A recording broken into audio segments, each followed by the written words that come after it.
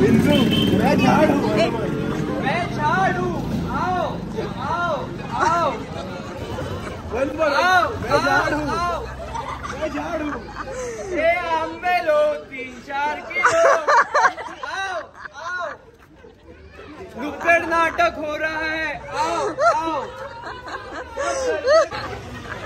बाहर आ जाओ यहाँ नुक्कड़ नाटक हो रहा है आओ आओ नुक्कड़ बेटी बचाओ बेटी पढ़ाओ बेटी बचाओ बेटी पढ़ाओ बेटी बचाओ बेटी पढ़ाओ बेटी बचाओ बेटी पढ़ाओ बेटी पढ़ाओ बेटी बचाओ बेटी पढ़ाओ बेटी बचाओ बेटी पढ़ाओ हे सेमीसरकार कोणी घेणारी मुलापेक्षा मुलगीच बरी प्रकाश देते दोन्ही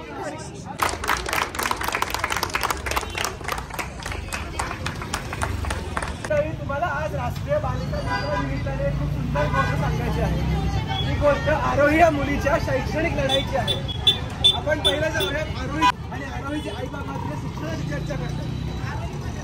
आरोही तुझं शिक्षण खूप महत्वाचं आहे। शिक्षणानेच तू देशाची समृद्धी करणार आहेस। हो आरोही तुला खूप शिकायचंय अजून तुला मोठं व्हायचंय तुला कुटुंबाचं नाव मोठं करायचंय बाळा। शिक्षण तिच्या गावकऱ्यांमुळे काही सोपं नव्हतं बरं का। बघूयात आपण का ते। आरोही शाळेत जात असते तिच्या गावकरी काय म्हणतात ते बघूयात आपण। बघा दामोदर ही आरोही चालली म्हणे शिकायला काय म्हणणं आहे तुमचं यावर? काय बाबा आमच्या घरातले तर बायका घराच्या बाहेर आम्ही पडून देत नाही। शिक्षण खूप दूरचं राहिलो। हो ना मुलींच्या आयुष्यात तर दोनच गोष्टी असल्या पाहिजे एक चूल आणि दुसरं मूल। बरोबर आहे बरोबरच आहे। मी पण या देशाचं भविष्य आहे। मी शिकले नाही तर मोठी कशी होणार देशाची प्रगती कशी होणार? तुम्ही काहीही म्हणा माझे आई बाबा माझ्या बरोबर आहेत। मी शिकणार आणि मी खूप मोठी होणार। वक्तृत्वाची स्पर्धा चालू असते बघूयात तिचं काय म्हणणं आहे। आजच्या या वक्तृत्व स्पर्धेनिमित्त मला एकच गोष्ट सांगायची आहे की मुलांमध्ये आणि मुलींमध्ये काहीही फरक नाही। जे हक्क मुलांकडे आहेत तेच हक्क मुलींकडेही आहेत। पण मग तरीही आजच्या युगातही मुलींना शिक्षणापासून का थांबलं जातं? अजूनही स्त्री भ्रूण हत्या का बरं होतात? कल्पना चावला किरण बेदी सायना नेहवाल अशासारख्या अनेक स्त्रियांनी आपला देशच नाही तर आपलं जग घडवलं आहे। त्या आज नसत्या किंवा त्यांना शिक्षण करू दिलं नसतं तर आज आपला देश कुठे असता ते आपल्याला माहीतही नाही। त्यामुळे आजपासून आपण सगळे एकत्र म्हणूया वंशाचा दिवा कशाला हवा पंडिता जपूया मंत्र नवा।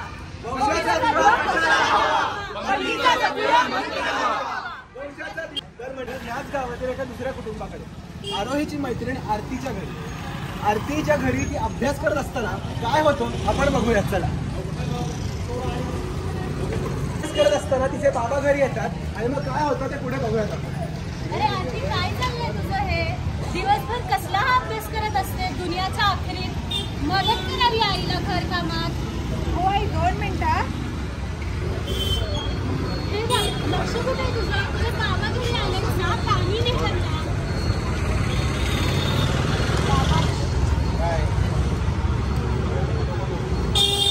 बाबांनी सांगायचं होतं शाळेची फीस 60,000 आरती तुला उद्यापासून शाळेत जायची काहीच गरज नाहीये। घरी राहायचं आणि घरातलेच कामं करायचे समजलं? हो आम्ही हेच केलंय वर्षानुवर्षे। तुझं खूप झालं अंक पाहिजे तंक पाहिजे दररोजची तुझी एक नाटकं बंद झाली की तुझी शाळा। तू आता घरी बसणार आणि घरातलंच काम करणार काही गरज नाही की शाळेत वगैरे जायची। त्या मैत्रिणीच्या घरी आरोहीच्या घरी तिला हे सांगायला जाते। त्यानंतर आपण बघूयात काय आरोही तिच्या घरी असताना आरती येते मग बघूयात आपण काय होतं। काय करायची काय झालं नाही कोणी केलं? जाऊ दे बस मला सगळं कळलंय। हे आपण अजून ऐकून घेऊ शकत नाही समाजाला दाखवून दिलाच पाहिजे। चल तू चल। अशा प्रकारे समाजाला शिक्षणाचं महत्त्व समजावायला आरोही तिच्या मित्रमैत्रिणींना घेऊन समाजात बदल घडवायला निघते आणि त्यानंतर आपण बघूयात काय होतं। बेटी बचाओ बेटी पढ़ाओ बेटी बचाओ बेटी पढ़ाओ बेटी बचाओ बेटी पढ़ाओ बेटी बचाओ बेटी पढ़ाओ। आल्या मोठ्या शहाण्या काय हे काय बघू यांना कोण शिकवण देतं बरं. एक दांड्या दिवस निघाल्या. ह्या पोरी आपल्या गावाचं नाव खराब करणार बघा. बरोबरच आहे बरोबर आहे, करणार एकदम आहेत. खराबच करणार आहेत. करून ठेवणार आहेत नाव आपल्या गावाला. तू इथे बघितलं लक्ष्मी तुला सांगितलं होतं मी तिला शिकवू नको. आता बघ भोग तुझ्या कर्माची फळं. आता भोग. घराचं नाव मातीत मिसळून टाकलं पोरीने. ते काही नाही. बेटी बचाओ बेटी पढाओ, बेटी बचाओ बेटी पढाओ, बेटी बचाओ बेटी पढाओ, बेटी बचाओ बेटी पढाओ. पुढे एवढे अडथळे असून सुद्धा आरोहीने शिक्षण पूर्ण केलं. ती खूप मोठी डॉक्टर झाली. खूप वेगवेगळ्या देशांमध्ये समाजसेवा करून तिने आपल्यासाठी खूप मोठं नाव कमावलं. भारत देशाचं नाव समृद्ध केलं. पण या सगळ्यात सुद्धा तिच्या लहानपणी तिला शिक्षण देण्यापासून ज्या लोकांनी अडथळे आणले त्या लोकांचे विचार बदलावे. प्रत्येक मुलीला शिक्षण मिळावं हे तिच्या मनात कुठेतरी नेहमीच होतं. आणि ह्यासाठीच ती पुन्हा एकदा तिच्या गावात आली आणि नवीन शाळा सुरू केली. त्यानंतर आपण बघूया तिच्या गावात 15 वर्षांनी आल्यावर काय. चला आजचा तास इकडेच संपला. मला अटेंडन्स द्या बघू. Munni present ma'am. Sheela present. अरे समजलं का तुम्ही इथे?